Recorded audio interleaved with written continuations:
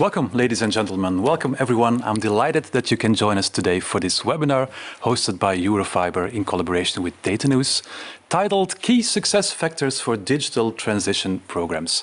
My name is Christophe van der Stad. I'm the editor-in-chief at Datanews, and I'll be your host and moderator for today. Digital and cloud transition plans, we all know they come with their challenges and pitfalls. We've got 4 renowned Belgian experts on these digital transition fundamentals lined up for you today. They will discuss, not me, how best to tackle these challenges while avoiding those nasty pitfalls. First of all, let me welcome Daan de Wever, Hans Withoek, Laurens van Rijen and Jurgen Engels to our studio. Gentlemen, welcome. I'd suggest to dive in right away. Daan, welcome. Daan de Wever, your group CEO at Destiny. I'll let you introduce yourself and your company, but I'm already adding a little question to it. How does Destiny help organizations in their digital transition? Okay, thanks a lot. I'm Daan de Wever. I'm the founder and group CEO of Destiny. Destiny is a cloud communication provider. We were founded in Belgium, but today we are we're active in Europe, mainly in the Nordics, Belgium, the Netherlands, and France. We have more as 2 million users on a daily basis working with our technology around communication. So we really try and help businesses to communicate via different channels like voice, social media, web, etc. Daan, according to you, just to set the scene already, what are the key fundamentals, or some of the key fundamentals to a successful digital transition? One of the key ones for me is even, because we can speak about tools, but it's about people. I believe it starts with people, and that's one of the key things within the Destiny transformation, where we're starting with people, and at the end we will speak about technology, etc.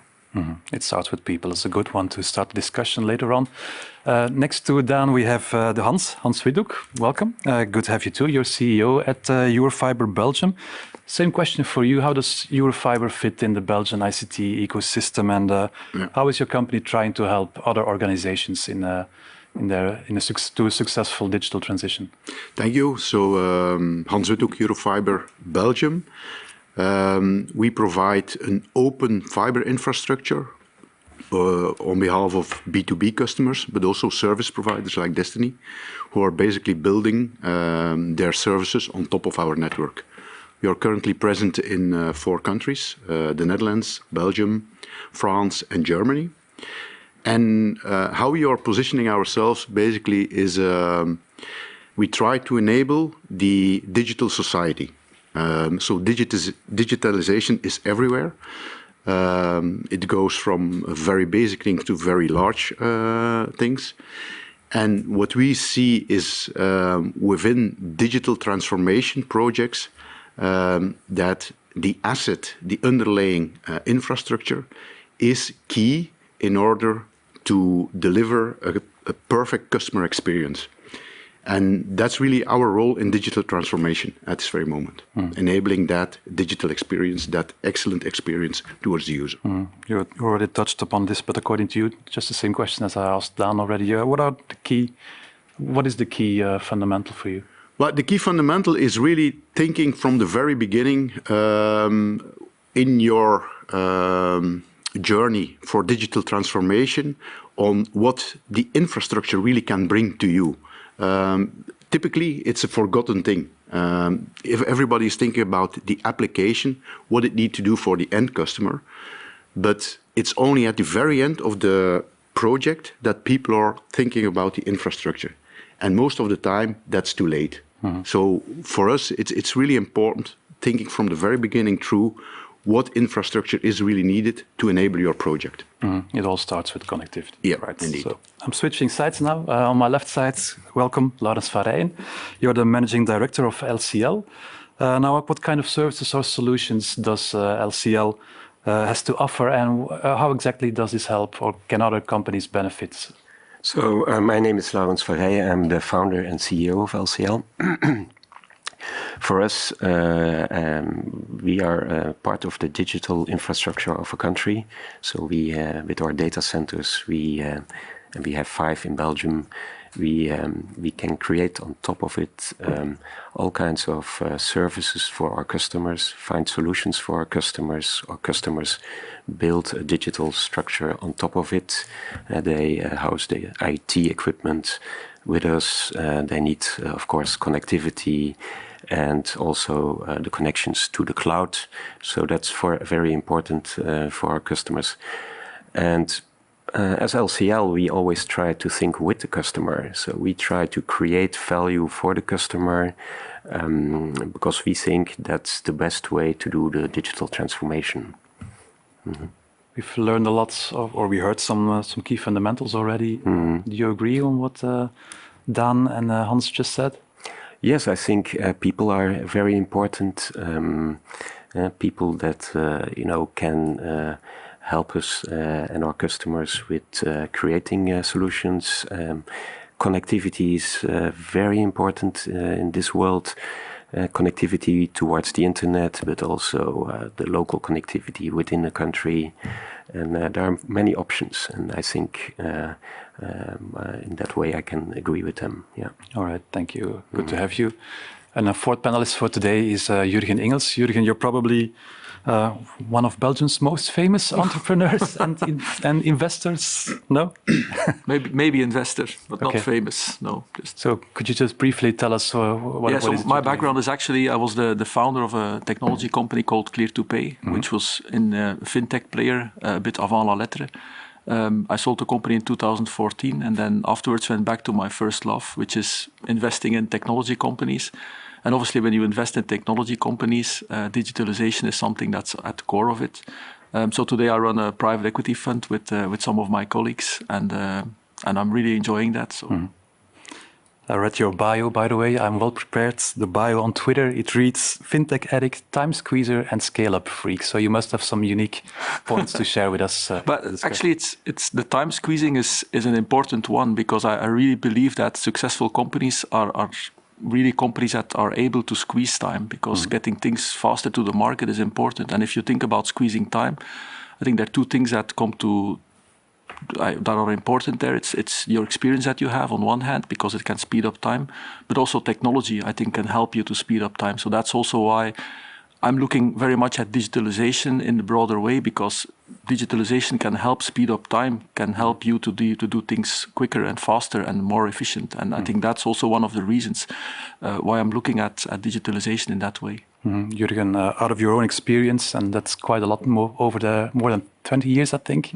How do you feel the business landscape in Belgium is evolving in terms of technology? Well, it definitely changed a lot. And I think if you look at the quality of our people, and I think that's the biggest thing that we have in Belgium, it's our engineers are quite good compared. I mean, we don't have to be scared to say, well, Belgian people are not so good as the Americans or the Chinese or whatever. I think we are very, very good educated guys. And also the climate here is very good for entrepreneurs. So I'm not too pessimistic. I do think that we have to focus us much more on certain sectors, not try to do everything because we're a small company. So make choices in what we want to excel. But I think I'm not so negative in a way. Okay. Thank God for positive around the table. Now, gentlemen, I can imagine a lot of people watching right now are having more or less the same thing in the back of their heads. Yes, we get it, Christophe, a discussion on digital transition or digital transformation, if you want. We've seen and heard this all before. It's nothing new. It's been happening. We've been doing this for over a decade already. So my first question for you would be, why now? What's new? And if you like to call it a digital journey, where are we in this journey and what exactly is the destination we're heading to? And will we ever reach that destination? Who wants to answer first? I think we are at the start because a lot of things are happening. 5G, fiber to the home, all kinds of new possibilities to connect. And that's going to be a booster for a lot of things like, Internet of Things, AI is coming, the clouds are becoming larger. So I think a lot of CIOs and CTOs have a lot of opportunities now in the digital transformation because they can really do with new technologies, new things. And in my belief, I think also CIOs and CTOs should be more part of the management teams of companies, because they have all this knowledge which can be used in the digital transformation. Then I think, the old recepts, change will be used also, the traditional strategy exercises like Blue Ocean or value creation, business model canvases, these types of, more old-fashioned ideas together with the new digital ideas can bring really this transformation. New digital ideas, 5G, IoT. How do you look at this, Dan? I think I honestly we are still in an early phase and the question, what is the digital journey? That's the first question. I believe if you speak about people, there is still a big job to do, because there is still a big workforce. We have to prepare them. We have to learn them what will be the impact on digital, because we know that technology is going fast. Sometimes that's the only thing. Adoption is going much lower, as we expecting. Give an example in our industry about video. 2008, when I was visiting Silicon, everyone was speaking about video and video applications, and they told me voice will be gone in a few years. And fair, due to a small animal who entered in Europe, we all there was an obligation to start moving to video, etc. And even if you look what's happening now, a lot of companies are already going back to the old model. So that's I think sometimes we are a little bit lucky. I think behind the scene it's going very fast, and the question is, how can we bring this technology, like Jürgen said, as fast as possible to these companies, and how can it's about how to be more relevant, about being future-proof, about being agile, and there is still a big job to do for a lot of companies. So we are now mostly what you see in a lot of, when I speak, and mainly with SMEs in Europe, digitalization is often very ad hoc. It's not like seeing, call it a DNA string, where you see from my operational model to the way how I execute, to the culture, the whole string is still we believe that we are doing the right thing because we solve something in a certain area. And that's, I think, the new trend as company. You need to be really aware about looking to the bigger picture from business model, and what's the impact on your operational model and on the way how on your people thing. And we're still very early. That's my personal opinion. I was just about to ask, what are the differences between different regions, for example? Because for example, in our industry, it's very fair, and we had, and COVID was a very clear thing. If we look to the Nordics market, where we are quite aggressive with the Destiny technology, 80% of the companies are today already in the cloud. If you look to cloud communication, so phone systems doesn't exist anymore.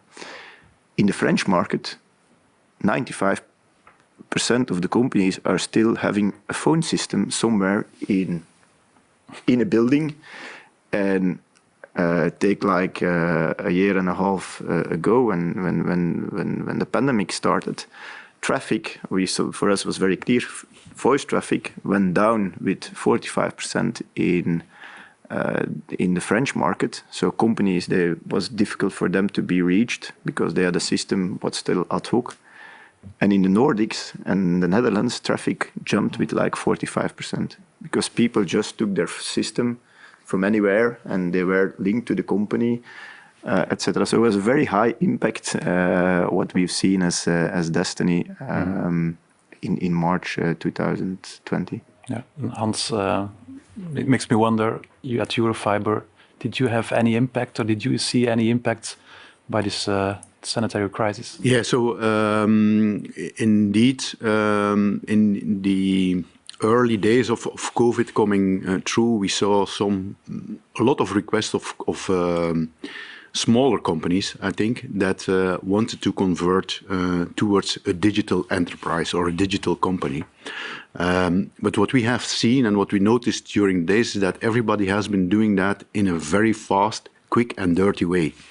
And that makes me believe that other than the enterprises, because they have been thinking through that digital transformation for quite some time, the bigger companies, the small and medium businesses, they need to go through a second phase of digital transformations, call it 2.0 or whatever, where they are rethinking what it's really like to be a good digital company. And this is what we see right now. So we are sitting together with a lot of these customers, thinking on how it's better to move to the cloud and not in a quick and dirty way. And I think that's important to know that everybody is now knowing that digital transformation and moving these processes towards the cloud, that this is the right thing to do. They've experienced that it can be done, that it even can be done quickly, but now it needs to be part of their daily operation, and it needs to be done better and better. Mm-hmm. Do you feel most Belgian businesses are already ready for this kind of notion? I do. When talking to customers, talking to business leaders, they really were enticed because of COVID that this is the right way to go, and they really need to rethink all these things. Yeah. All right, we're not going to just talk about COVID. We're all happy. Yeah. It's let's hope it's something out of the past. Yeah. Jurgen, I wanted to ask you the same question as I asked Dan earlier. If you have to compare Belgium to other regions in Europe, across Europe, are we laggards? Are we leaders? Somewhere in between? Well, it depends. I think I wouldn't say we're laggards, but I think when you look at digitalization, a lot of companies in Belgium started with apps on the front end side, which is right, which is good. But I sometimes compare it with cars and an autobahn. And the cars are the apps, and you can choose to make cars, which is great, but you can also choose to really make an autobahn, because then the cars can drive over your autobahn. Mm. And I think we're now at the position where infrastructure, the autobahn is becoming more and more important. And I would say we're probably better from a Belgian perspective on the car side, but we need to move to the autobahn side, because some other countries are a bit better in building like larger infrastructure on top of which you then can build applications. And the advantage, obviously, if you own the autobahn, you can pretty much have cars running over it and every time get recurring revenues. And so I think getting to the autobahn kind of infrastructure for Belgium is the way to go. And some countries like the Netherlands are a bit better in that, specifically in financial technology, for instance. They're further down the road than we are. Mm-hmm. More roads in Belgium, I can imagine. Well, there's enough roads, but... All right. When we talk about traffic, I always have to think about LCL2, of course. You're quite ready for the infrastructure of the future? Yes, I fully agree that an autobahn is needed, and we are investing a lot of money into new data center infrastructure. We're doing a hyperscale investment now also in one of our data centers. So it means that we're spending millions and millions of euros in new data centers. We want also, as a company, become scale ourselves better. So we're getting at a better position in Belgium itself, I think. But it depends sometimes, in our case, of getting the permits, getting these things done. But we're really scaling it, and as a LCL, we will be ready to offer more space, more connectivity. And my feeling is also Belgium is getting on the map in Europe. Before it was always Amsterdam, Frankfurt, Paris, and London. We're in the middle. Mm-hmm. We're also in the middle of, let's say, where all economic activity happens in Europe. The Ruhr area, Randstad, London, Paris. So I think Belgian companies should benefit from this. And yeah. What do you think that needs to change if our country or Belgian businesses wants to improve their positioning, their digital positioning? I think they need to look more at possibilities of, the cloud providers, hybrid cloud, scale that better, think about AI, these kinds of applications. Yeah. Let's talk about the cloud, actually. And I'm looking at you now, Dan. We're not going into a deep technical discussion today, but just in general, what are the major trends happening now in cloud communication, cloud in general? In our industry, it's about communication is about mobile. So I think the mobile first application is a very important topic. It's very strange that we accept in a company to be connected with a desk phone, with a wire, what's in a lot of companies still the case. And imagine at home, we have like our mobile, we are sitting in a sofa, we are using this like for everything, for making orders, be connected with the television, etc. So how sometimes I don't understand how people accept that we still work with like this very traditional technology when you are in a business environment. And I think that's also a little bit the clash where we are in is like the protection of the existing classical business models. When you see in even the IT industry, where you see a lot of actors, we speak about transformation, but we make as an IT company a lot of money by services, selling hardware. And we know that we need to go to this recurrent business model.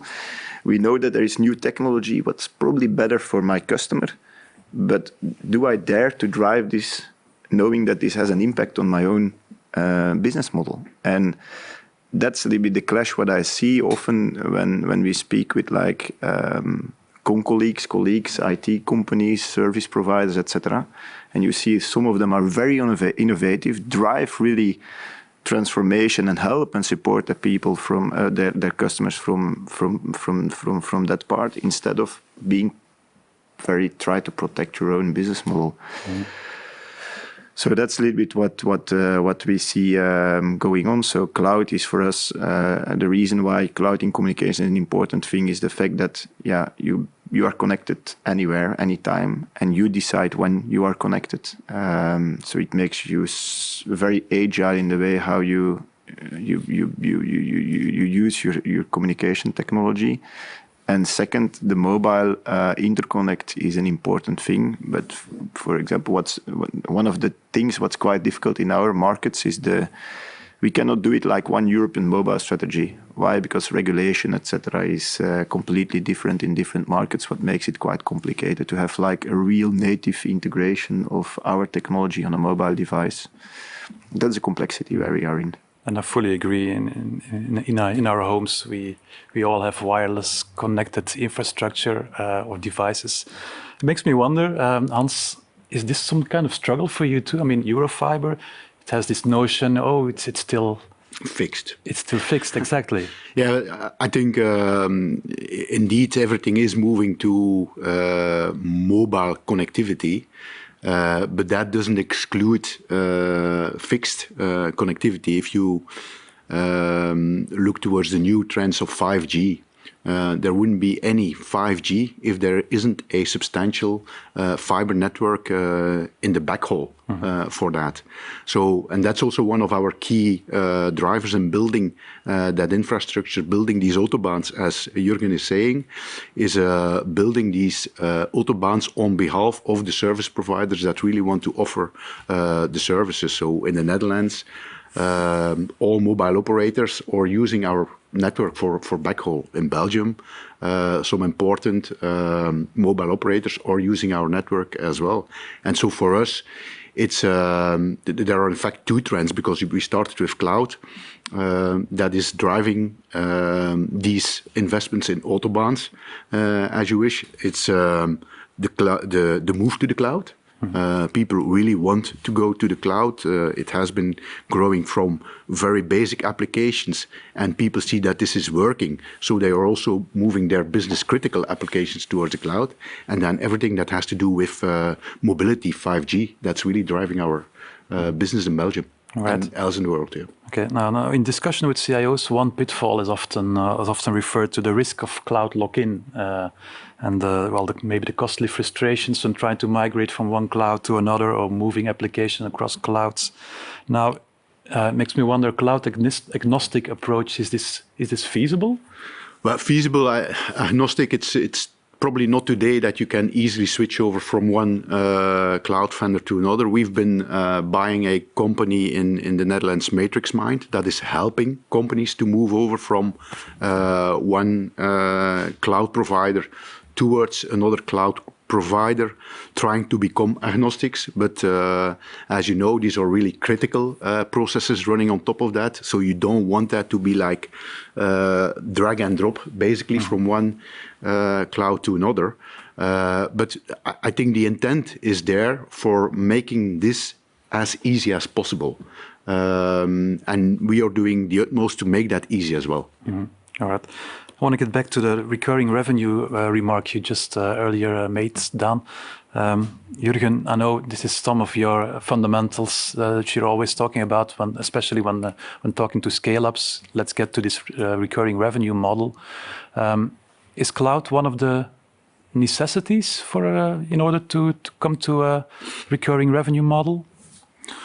I wouldn't say it's a necessity, but it's clear that with the recurring model, it's easier to really scale faster because you don't have this big infrastructure cost beforehand. Because when you look at it and you compare it like 15 years ago, when you had 1 million, you had 900,000 for your infrastructure, and then you still had 100,000 left to build your product.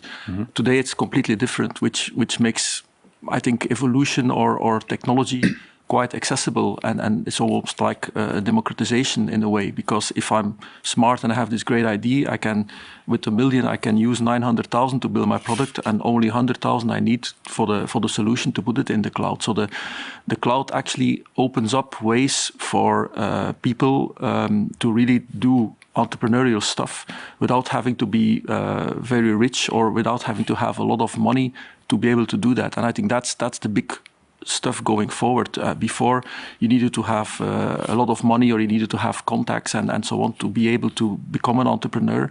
Today, if you're on your attic and you have this great idea, thanks to the cloud, you can just be up and running in 5 minutes. I'm exaggerating, but so the access to innovation and democratization is really important, and I think that's thanks to the cloud. All right. Now, I agree. All innovation will be in the cloud because it's so easy to do, and you can scale later on if it's needed. If it's not a success, then you just close it down. It's a completely new way of thinking.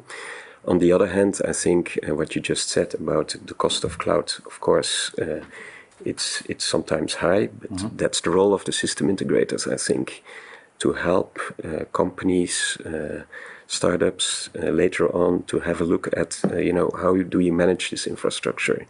Maybe you can do a private cloud also, or you can use the managed service provider. And there's so many ways you can use the cloud. I think service providers have a role still, because you could think, if everything goes to the cloud, why do you need service providers or IT companies? So I think the role is there also to help companies with their applications. Now, talking about... Yeah, Can I so you even wanted add to add maybe something? because your question about recurrent, from a scaling and in investor point of view, I completely agree, because it's a nice model because it scales and cost of capex, etc., is going down, and infra. But I believe probably a lot of companies, if you look about digital, it's not about the great whole is not to be recurrent. I think digitalization is about what can it be for my company. And I think you have take, for example, what was happening now due to this pandemic, where companies were closed.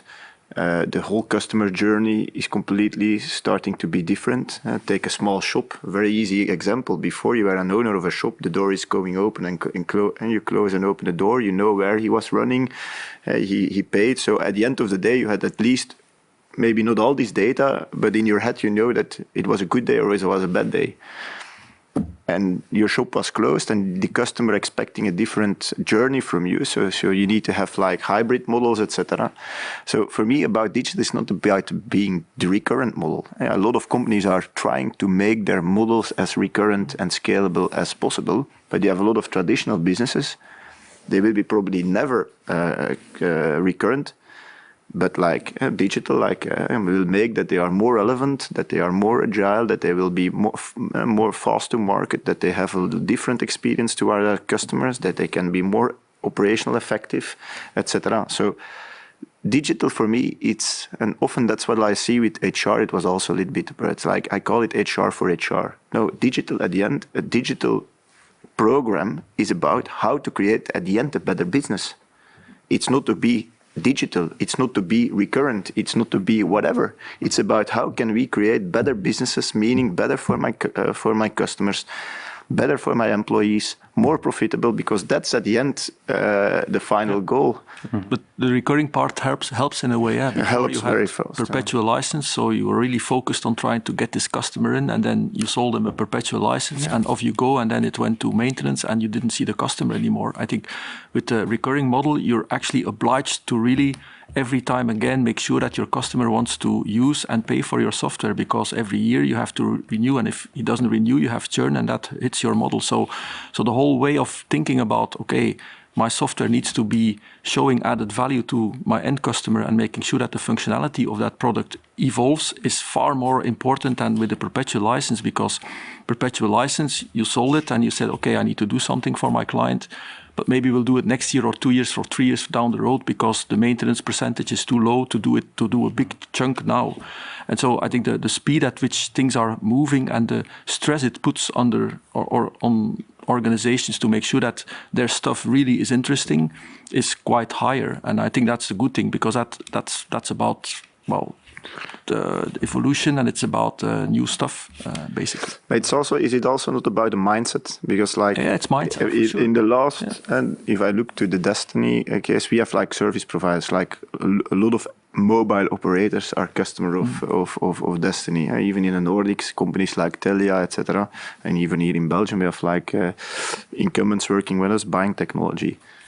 10 years ago, SaaS was for them. No, we want to do it because the CTO was there and he decided to do it himself. You've seen a lot of major projects. They invested like millions and millions. You will see it in Euro businesses all. Millions and millions, they completely failed. And we have like still call it legacy customers.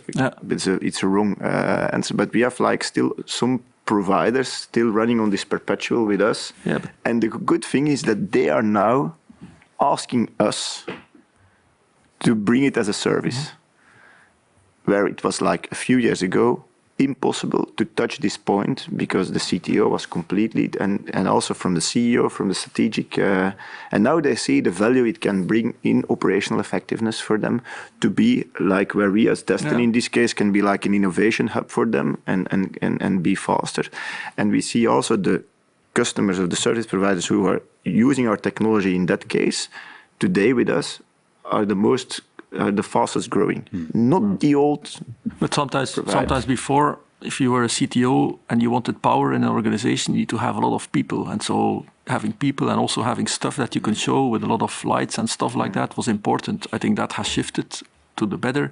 It's not about people anymore. It's about delivering efficient tools to your end customer. Yeah. Mm-hmm. When talking about the speed of digital transformation, I promise not to talk a lot about COVID-19, but I have to ask anyway. Did COVID-19 really accelerate the digital transformation like it's often said? Or?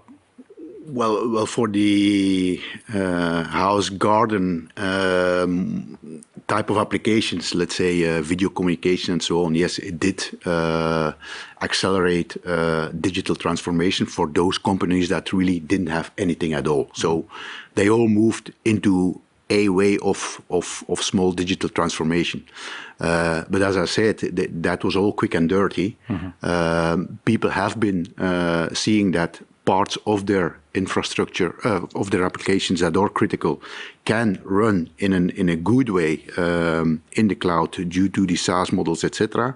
And now they are rethinking the complete thing to move everything or more than just a house, garden, and other applications, really to move that to the cloud. So there's a second wave of acceleration coming, I believe. Yeah. Yeah. Do you all agree? Yes, and I think also with COVID and the Green Deal of Europe, things are also happening. Sustainability becomes important, and we think that you see in many companies a new function like a sustainability manager, and that will also have an impact on IT infrastructures. Sustainability will drive the digital transformation. Yes, I think if you, as a system integrator, you can advise maybe your customers to look at workloads and how can you do that more efficient on which hardware. There will be a lot of investment in our sector, in the data center sector. We will have to be more sustainable, think about how we can do it more efficient, but also with IT providers, hardware providers. They will have a look at it, and they need to have a look at it, because otherwise legislation will change it. And so in our sector, we did voluntary self-regulation on the European level, where we decided as a sector that we created the Climate Neutral Data Center Pact to lower the impact of our sector on the CO2 emissions. And that's done by both the cloud providers and the data center companies. I can imagine, specifically on data centers, there's a lot of pressure in terms of energy consumption, a lot of pressure by the regulation, right? Not yet by the regulation, but if we don't do something, then they will. I think that this will be a bigger driver towards cloud adoption and digital transformation than we can estimate today. It's really the individual organizations will not longer be able to build a type of infrastructure on their own, which is green. So they will have to move towards all these green providers, better, whether it's a cloud provider, whether it's a data center, but that will drive the move towards cloud infrastructure more than we can estimate today. I really think so. Maybe just one thing that I would like to add is that if I look at young companies, startups, I'm always very much struck by the lack of knowledge that they have in terms of digital tools that exist. I mean, most of them don't really know what's out there. I mean, they have some ideas, but it's not like they say, well, this or this or this should be used. And I think we should come to a kind of solution where we say, okay, you start in your company and these are the 15 tools that you need, and don't bother to try to look for it or examine it or whatever. Just take these because those are like the best in the market. And so I think knowledge of what kind of tools are available and what kind of tools you should use, rather than trying to figure it out and losing time, I think that's something I think we should try to help companies with. And I see it not just in small companies, but also in larger companies, where, for instance, they do accounting still in an old-fashioned way, and you say, hey, but there are tools that exist on the market that are really easy in the cloud to use, that can speed up your efficiency and that can get rid of 2 or 3 people in your accounting department, for instance, and not just in the accounting department, but all over the place. There's so many gains still to be done by just using tools. But the negative thing, I think, is on the IT side, not always people are aware of these tools because they're more on the infrastructure side, the back end, and not so much on the front end. So you should almost make a kind of booklet to say, okay, you start, here's the 50 tools you need to know about and use them, and then you're not going to lose time, and you can really focus on your business rather than having to deal with, okay, what kind of systems do I need to use? Yeah, Dan, Destiny is probably one of those 50 tools which you really should we hope that we could be one of them. Yeah, we see in our role, because we are using a lot of communication technology, so players like us, we become more like an aggregator. We need to play a very easy with others and become a redistributor. And that's a little bit the role what we see as a communication technology provider in Europe. I think like what Jürgen said, I completely agree. I think one thing what we also underestimate is data. I think a lot of companies, they don't have any clue the value of data they run today within their company. And maybe often I believe that maybe starting a digital process would start maybe by doing once, what do we have? Even within Destiny, even in my own company, or a technology company, we don't do it well. If I look to the data part, I believe we can do much more with this. So data also will be, for me, will become one of the points who can really drive digital transformation projects. And that's something we didn't know of 10 years ago. The upcoming machine learning, AI, and even going further, today will drive this. And I would always think, if I would a company, try to start with bring some people in and let's look, what do you really have from data, and how can we take like financial, whatever customer. If you start to think about this, you can do a lot of things within this. Second part, what I really love of the story about Hans is about sustainability. I completely agree in the fact that adoption could be in the coming 10 to 20 years will be probably driven by an urgency. Don't underestimate the whole climate change thing. Mm-hmm. Don't underestimate, as an investor, my investors, they are looking at CSR, it becomes much more important. But if you start to think about what's happening now, if you see what's happening now with the whole goods, with China, etc., the way how you have transport and goods and the problems we see, what we see today in the market is also something we need to deal with. So I believe also that we as companies, we have a big responsibility around climate and about sustainability, and digitalization can really be help and support us in having a certain impact on this point. I would maybe also add that what I see is that compliance is also going to be very, very important in the years to come. And you actually see it if you look into the new technology companies these days, also in the States. We're obviously talking about data, and that's important, and everybody talks about data, but the next wave is already coming.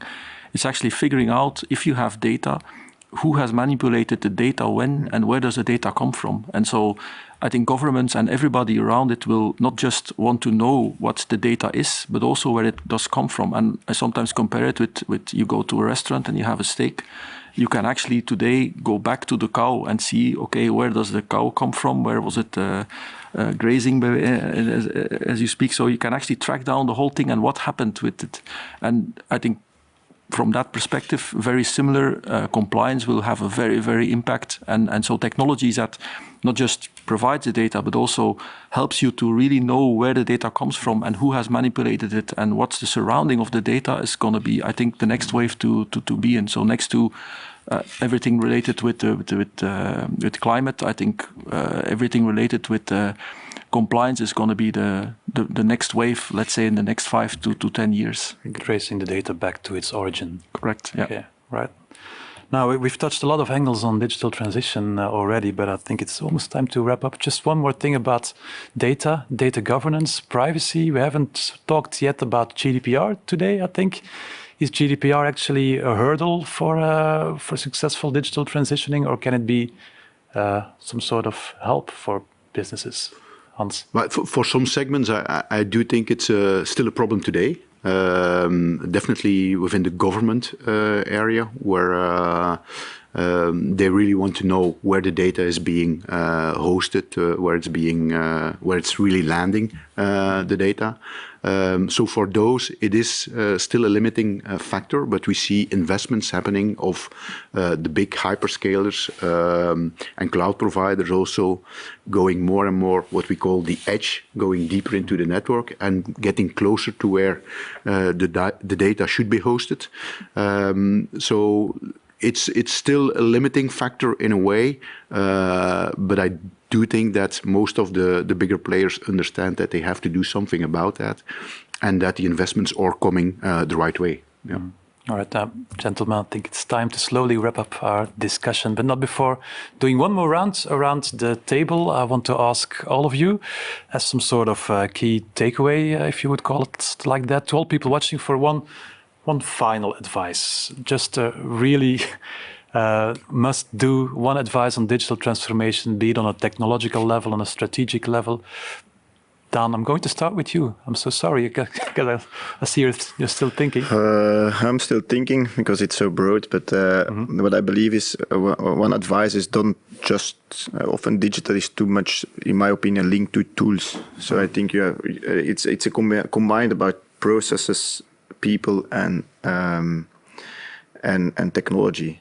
And I would start with the people part, and going from that part to processes and make sure technology, because I think we underestimate sometimes the impact of digital on our people, and that will make the success. If you need to transform your fully business within this, that would be for me a key advice. Don't underestimate this, and be focused also around this topic. All right, clear advice. Hans, your key takeaway for today? Well, I heard a lot of good things.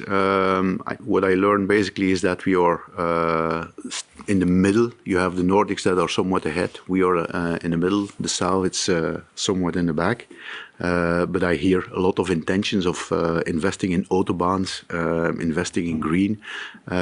So we are getting there. For me, the number one thing that we should start thinking of is start thinking with the fundament in your head from day one. And I would like all of us to act as good Belgians. If we start building a house, we build a house today with a fundament that also can have a next level on top of it. Really, the fundament needs to be well defined, and that's what infrastructure is all about. The fundament needs to be there for doing the next big thing later on. All right, perfect. Laurens? Yeah, for me, we discussed it. Sustainability will be very important in the next year. Infrastructure, sustainability. What do you have to add, Jurgen? Well, I would say learning from others. I'm a big fan of learning from others, and we actually, with a couple of people in Belgium, we set up this small organization, Fast Forward, which is a non-for-profit. But the idea of Fast Forward is really to, on one hand, help other people to look at other companies, how they did digitalization, so that you can learn from it. And on the other hand, also trying to come up with this list of interesting companies that you should know of if you are into digitalization, that you can say, well, I have this booklet, and then I can actually see, without saying this is better than this, but these tools exist and these can help you to speed up your processes internally. And I think that's something that can really help also. All right, great advice too. Now, it's a wrap-up, I think. Thank you so much, gentlemen. It was great having you. Thank you for the interesting insights and discussion. And on this note, I'd like to close today's webinar, Key Success Factors for Digital Transition Programs. I hope you at least picked up a few things, ladies and gentlemen. I want to thank you all for watching, and I hope to see you soon. Have a great rest of the day, and for now, bye-bye.